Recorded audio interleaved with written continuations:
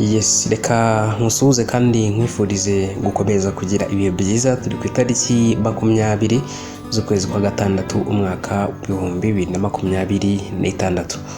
Niba ukoresha imbuga nkoranyambaga, ahari wakomeje kugenda ubona aya mafoto ku mbuga nkoranyambaga zigiye zitandukanye, abantu bagenda bayatangaho ibitekerezo.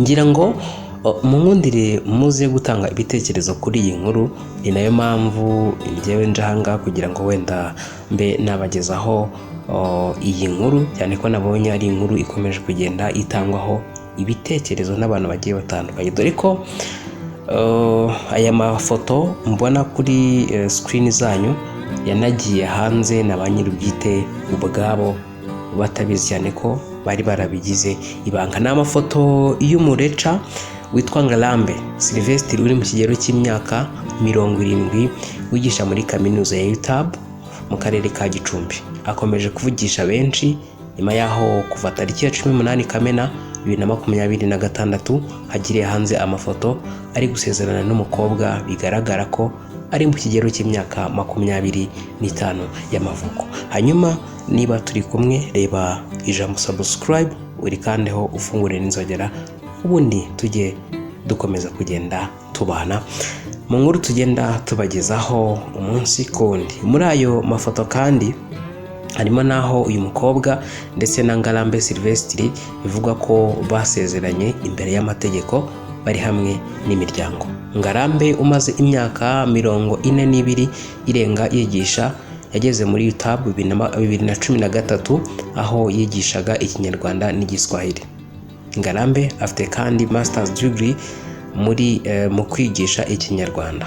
Haba abize muri kaminuza ya Byumba ndetse n'abandi bakomeje kugenda bifuriza urugo ruhire uyu muryango cyangwa se iyi couple, Imana izabubakire.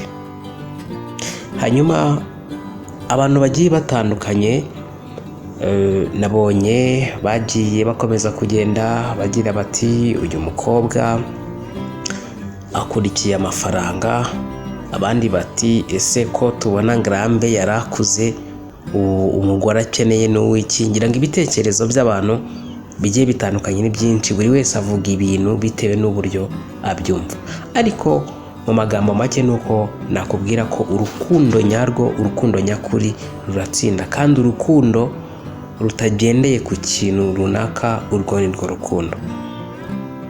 Abanyamahanga nibo bavuga ngo the love is not cost, urukundo ntago ari ikiguzi. Mungundi rero tunyuze n'amaso mu bitekerezo by'abantu bagiye batandukanye. Uyu nguyu yitwa Jackson yagize ati abanyafurika sha araseka, utarashaka baragusuzuguraga, none ubu ngubu urijajaye ingo we. Uyu nguyu yitwa Emeline yagize ati urwo ruhire ereca wacu, Imana izabubakire. Uyu nguyu yitwa Nyiribyondo Oji yagize ati none njyewe w'imyaka 23 bancanyeho umuriro ngo ninshake ndabura 45 niba ngabanyeho pressure. Uyu nguyu yitwa Wizboy yagize ati umwana agiye gusajisha sekuru. Uyu nguyu yitwa Vedaste yagize ati yizere neza ko azongera gusezerana, ndavuga umukobwa kuko ndabona magambo rwose watangaje atari meza. Vedaste kanyihorere kandi namwe munyihanganire. Uyu nguyu yitwa Ahimbazwe Ange Monique yagize ati muzagire urugo rwiza. Uyu nguyu yitwa Shadrack yagize ati yaburaga nibura imyaka 2 pe, gusa arihuse cyane. Uyu yitwa Hitimana yagize ati uwo musore niyo nkumi tubifurije urugo ruhire, naho ubundi imyaka ni imibare yegorata. Uyu yitwa Louise Iragena yagize ati mana yanjye, uyu mugabo yabaye directeur wanjye muri GS Muhura, yari afite n'abana bakuru. birashoboka ko wenda ashobora kuba yaratandukanye n'umugore wa mbere, kuko nabyo bijya bibaho ko abantu bananiranwa. Ariko akimara kwandika ubutumwa, hari undi witwa Sylvain yaje aragira ati koko se sha nanjye ubwo narindi kubyibaza niba yarageje iyo myaka yose akiri ingaragu. Uyu nguyu yitwa Clementine yagize ati ariko nta mugore yari afite. Uyu nguyu yitwa Clementine yagize ati yari amufite, baratandukanye bimwe nahoze mvuga. Uyu nguyu yagize ati za 2010 muri GSM niho yanyigishije. Uyu nguyu yagize ati ndabona ubutumwa bwawe nawe atari bwiza kamwihorere. Uyu nguyu yitwa Denise yagize ati sinzi ahantu urukundo abakobwa muri kurukura. Uyu nguyu yitwa Ange yagize ati Imana izabubakire. Uyu nguyu yitwa Eric yagize ati iyo nkumi nyene yarebye kure ibona ko ubuzima bukakaye yisangiye wari uwigwirije amafaranga.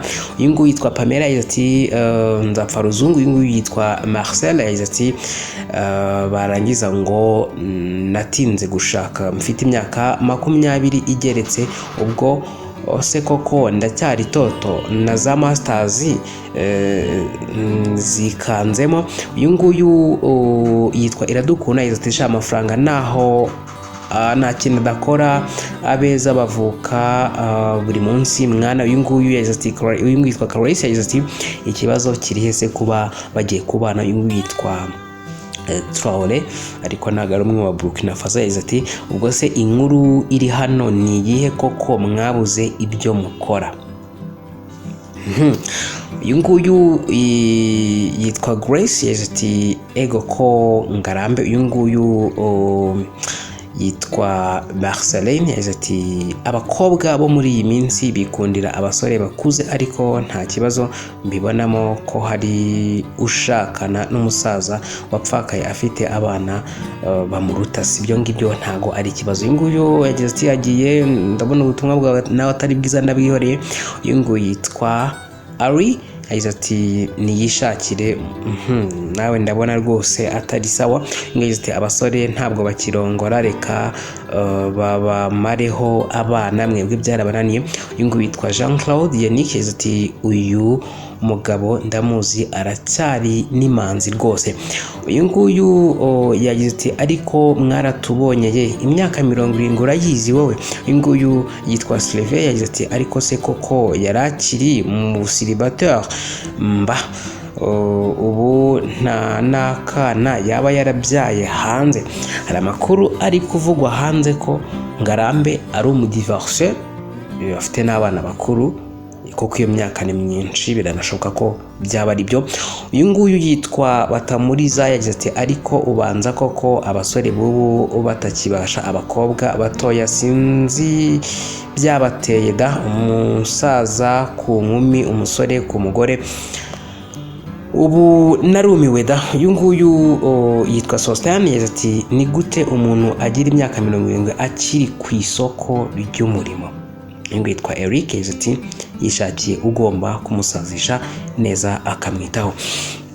Uyu nguyu yagize ati ikibazo